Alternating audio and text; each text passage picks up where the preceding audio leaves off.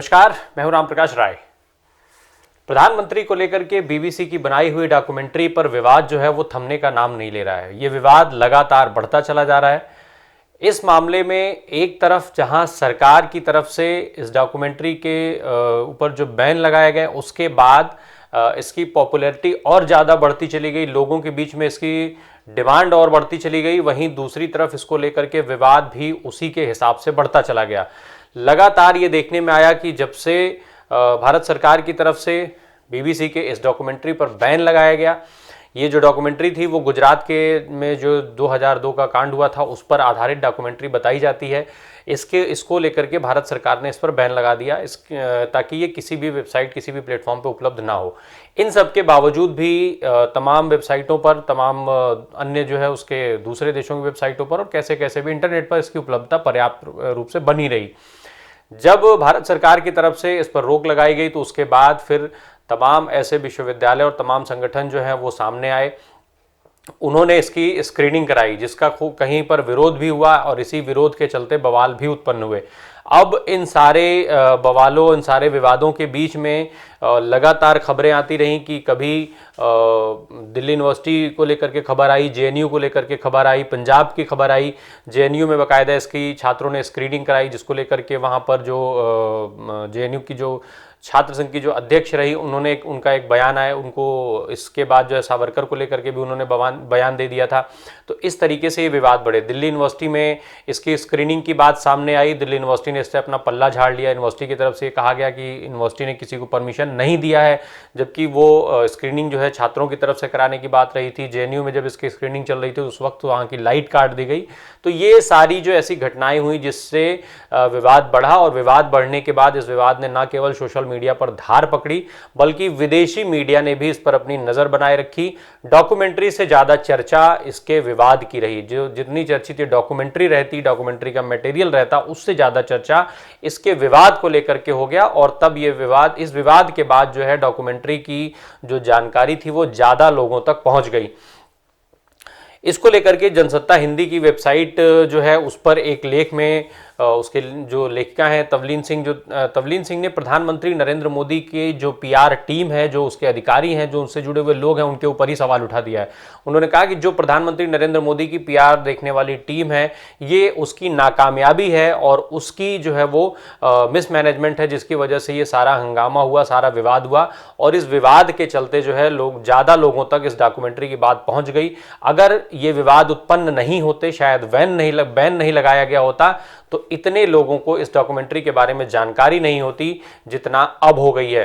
तो और साथ ही साथ उन्होंने ये भी कह दिया कि जो ये पूरी पीआर टीम है उसको बदल देना चाहिए। जो इससे जुड़े हुए अधिकारी हैं, जो तमाम अभिनेता जिन्होंने जो जिस तरीके की हरकतें की, जो जेएनयू की लाइट काटने से लेकर के और सोशल मीडिया पर दिए गए अनर्गल बयानों के लिए जो जिम्मेदार लोग हैं उनको उनके पदों से हटा देना चाहिए। और निश्चित तौर पर प्रधानमंत्री नरेंद्र मोदी को जो है एक नई पीआर टीम बनानी चाहिए जो ऐसे मसलों को भी आसानी से हैंडल कर सके और जो मीडिया को मैनेज करने के बजाय मीडिया फ्रेंडली हो सके।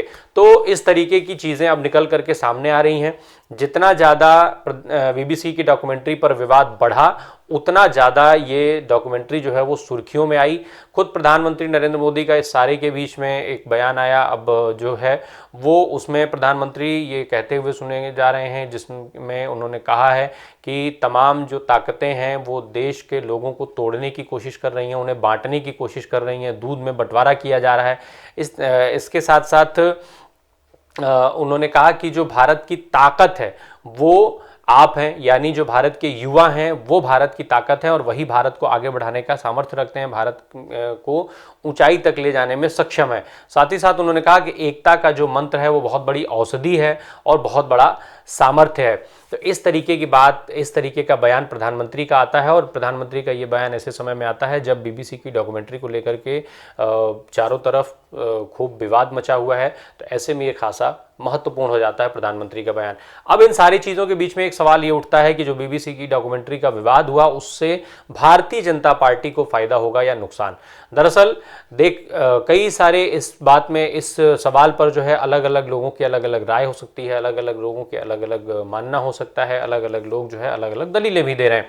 माना जा रहा है कि एक तरफ इस विवाद को लेकर के भले ही ऐसा लग रहा है कि इस विवाद से भारतीय जनता पार्टी की छवि खराब हो रही हो, पर दूसरी तरफ भारतीय जनता पार्टी को राजनीतिक रूप से इसका लाभ होगा। निश्चित तौर पर चुनाव में सियासी लाभ भारतीय जनता पार्टी के पक्ष में जाएगा। उसकी पीछे की वजह बताई जा रही है कि ऐसी डॉक्यूमेंट्री, ऐसे चीज़ों के सहारे जो है जिस विवाद को हवा देने की कोशिश की जा रही है, उससे कहीं ना कहीं वो वोटर इकट्ठा होने में आसानी हो, उन वोटरों को इकट्ठा करने में भाजपा के लिए आसानी होगी जो वोटर जो है भारतीय जनता पार्टी के कोर वोटर्स हैं। और जो ध्रुवीकरण की बात जहां तक आती है तो ध्रुवीकरण का जो रास्ता है वो और आसान होता जाएगा भारतीय जनता पार्टी के लिए। तो ऐसे में कहीं ना कहीं भारतीय जनता पार्टी का लाभ इस चीज़ से ज़्यादा है कि ऐसे विवाद हों, ऐसे विवाद फैलें।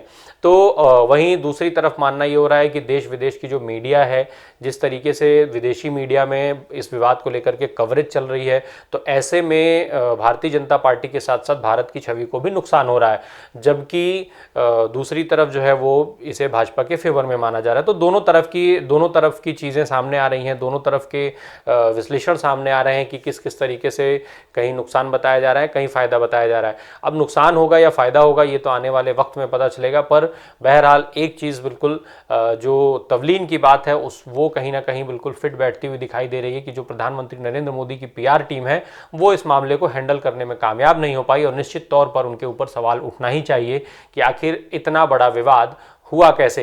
इंटरनेट के दौर में हम सभी को पता है कि इंटरनेट के दौर कोई भी चीज़ जो है वो बैन नहीं की जा पाती है।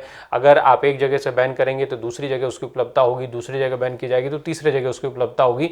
तो कहीं ना कहीं से वो चीज़ें जो हैं डाउनलोड करने के बाद सेफ जो है लोगों के पास सुरक्षित हो जाती हैं, संरक्षित हो जाती हैं। तो ऐसे में आप किसी भी चीज़ को बैन इंटरनेट पर नहीं कर पाएंगे।